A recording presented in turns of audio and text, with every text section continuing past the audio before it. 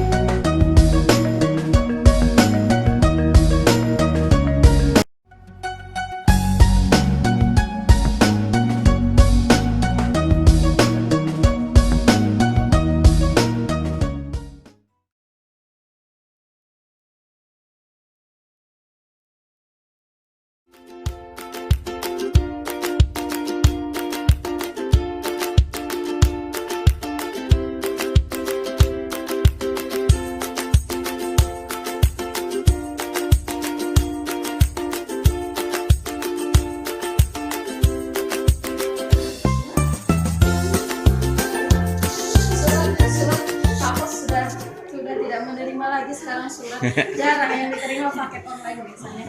Selanjutnya fungsi handphone ini bagi saya sebagai guru mengetahui informasi di dalam grup sekolah barangkali, dan di dalam grup luar sekolah yang berkaitan dengan profesi kita sebagai guru.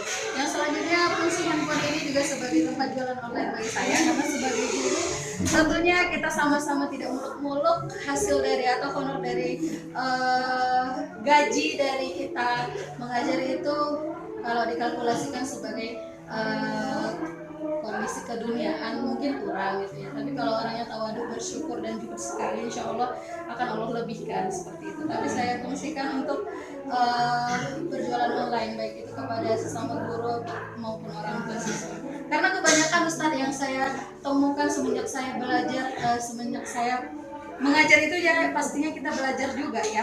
Semenjak saya belajar di sekolah-sekolah Islam, yang ditawarkan itu selalu perkara akhirat gitu ya. Yang ditawarkan itu selalu perkara akhirat tanpa ditunjangi dengan perkara dunia, yang sebenarnya perkara dunia itu menunjang kepada tujuan akhirat. Jadi saran saya untuk kita semua yang memang harus bijak-bijak ya, karena kondisi honorer yang diberikan memang selalu perkara akhirat yang disampaikan kepada kita. Mudah-mudahan dengan handphone yang kita miliki difasilitasi oleh Allah Subhanahu wa Ta'ala bisa menjadikan kita lebih bijak ya, karena perkara dunia ini juga akan menunjang pada perkara akhirat. Terima kasih. Baik, ya, insyaallah. Waalaikumsalam warahmatullahi wabarakatuh. Ya, lanjut, sudah. Zoom. mulai mengambil belajar dari bentuknya Jam. udah sangat lulus, apalagi dari manfaatnya. Jadi waktu adalah sesuatu yang berharga dari kita yang kita berikan kepada anak didik kita. Apakah itu waktu yang kita gunakan untuk merencanakan RPP, atau waktu yang kita gunakan untuk mendengarkan mereka, atau waktu yang kita gunakan ketika kita memberikan materi belajar kepada mereka. Jadi kalau bicara tentang guru, bicara tentang pengorbanan kita, mengorbankan waktu kita untuk anak didik. Baik, terima kasih. Ya, lanjut, Ustazah. Assalamualaikum warahmatullahi wabarakatuh. Waalaikumsalam warahmatullahi wabarakatuh. Perkenalkan, nama Ana Dinda Permatasari. Sekarang mengajar bidang studi IPA di SMP Al-Fidiyah. SMP ya. Baik, gambar yang anak pilih yaitu matahari. Namun sepertinya ini matahari tapi ada bayinya. Ini mataharinya masih kecil gitu. Nah, jadi kalau hikmah yang Anda dapat ambil dari sini, yang pertama matahari itu kalau kita lihat dari sistem tata surya merupakan pusat dari peredaran planet-planet gitu kan. Kemudian kami analogikan sebagai guru gitu. Jadi di kelas itu kita merupakan pusat dari siswa, tapi tidak memungkiri siswa itu memang harus belajar mandiri, tapi kita merupakan pusat, harus menjadi pusat perhatian dari siswa itu. Nah kemudian matahari ini juga bersinar sehingga sampai ke bumi cahayanya dan memberikan energi bagi makhluk hidup di bumi. Nah begitu juga dengan guru, kita harus bersinar kemudian memberikan energi yang positif kepada siswa gitu, sehingga ketika siswa belajar mereka bersemangat dan bisa belajar dengan baik.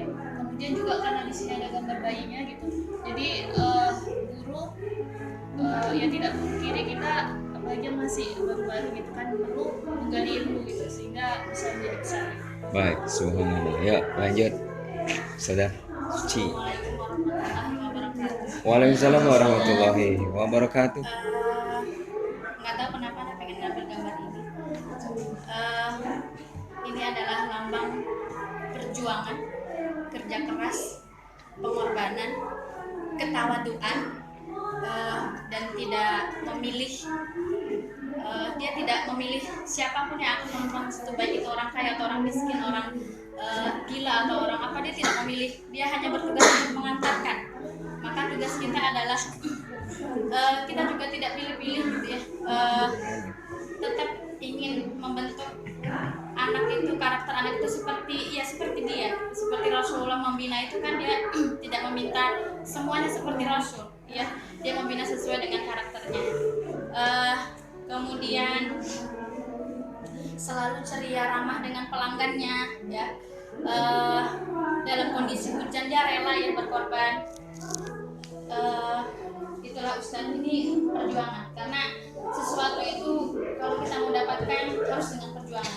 Apalagi sekolah kita, sekolah Islam yang notabene gaji orang tua anak-anak kita itu menengah ke atas lah, mungkin ya setengah lebih, dan itu mereka sangat mudah untuk mendapatkan apa yang mereka inginkan. Tugas kita adalah bagaimana membentuk bahwa sesungguhnya tidak semua yang mereka inginkan itu harus dapat, harus penuh dengan perjuangan. Itu Ustaz. Baik, terima kasih. Waalaikumsalam warahmatullahi wabarakatuh. Ustaz Keke, silakan. Waalaikumsalam warahmatullahi wabarakatuh. Ada ambil gambar helm. Gambar helm ini kalau dalam dunia sehari-hari, kalau kita bawa motor manapun pasti menggunakan helm.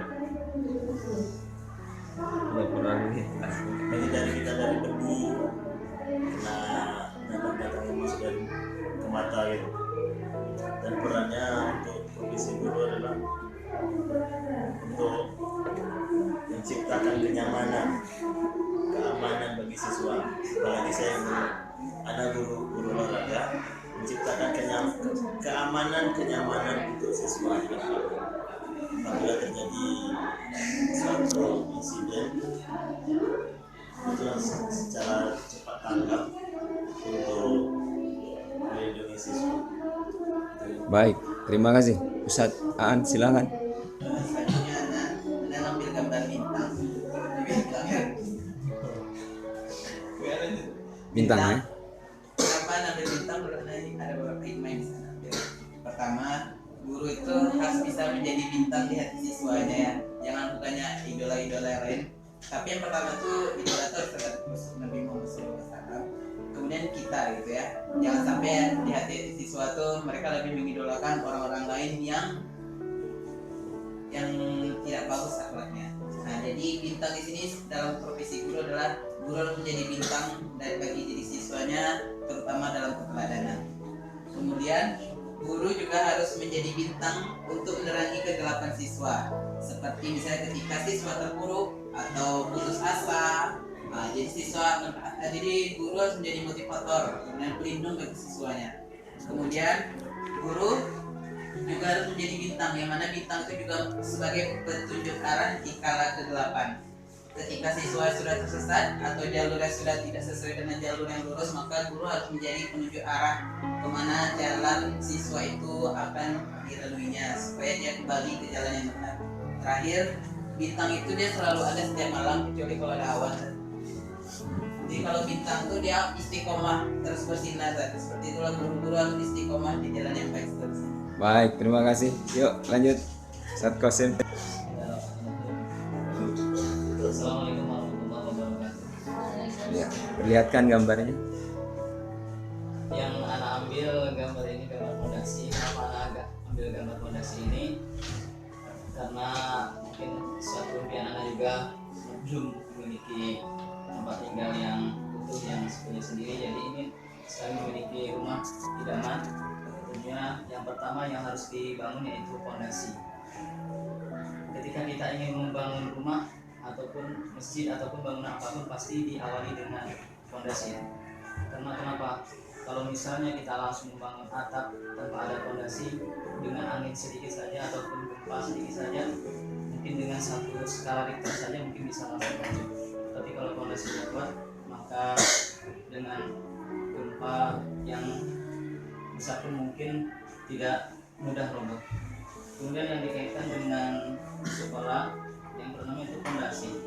Kenapa? Karena di sekolah ini kita harus terutama sekali yaitu gurunya, bagaimana dia memiliki ilmu tentang pendidikan itu.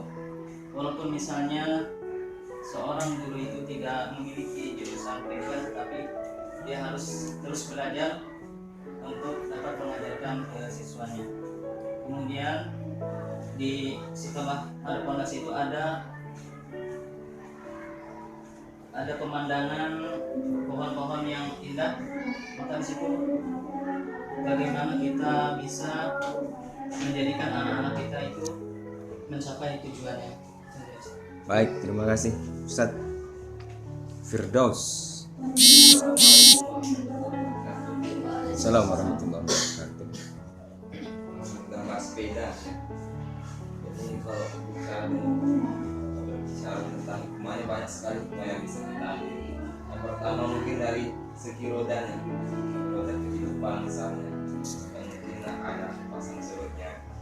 Kemudian dari seiring berjalannya, semakin kita ayu, semakin kita tahu bahwa diri kita ini banyak sekali kekurangan dan perlu banyak pembelajaran. Dan untuk mencapai tujuan pembelajaran yang ingin kita capai, khususnya kita sebagai berprofesi sebagai guru ataupun orang daripada segi pendidikan, perlu banyak kali belajar untuk menciptakan pembelajaran yang mungkin kreatif, inovatif. Yang jelas apalagi kalau kita sebagai guru SD ya, karena terasa betul kita itu dituntut untuk kreatif ya, kemudian harus dituntut menjadi berinovasi. Jadi harus mengikuti alur itu seperti apa yang dia mau, agar dia itu bisa mencapai apa yang dia inginkan. Karena jujur saya dulu ngajarnya di SMK ya, berupai. Jadi ketika terjun ke SD itu rasanya aduh dituntut lebih giat lagi untuk mendidik itu. Jadi itulah mungkin yang pertama itu mungkin niat keikhlasan dan syukuri dan nikmati dan jalani mungkin seiring berjalannya waktu sesuai dengan yang ini sepeda diayun terus. Jadi biar nanti lebih matang untuk mencapai tujuan tertentu yang kita ingin capai. Baik. Nah, itulah mungkin. Waalaikumsalam warahmatullahi wabarakatuh. Takbir untuk kita semuanya. Takbir, Allahu Akbar. Ya.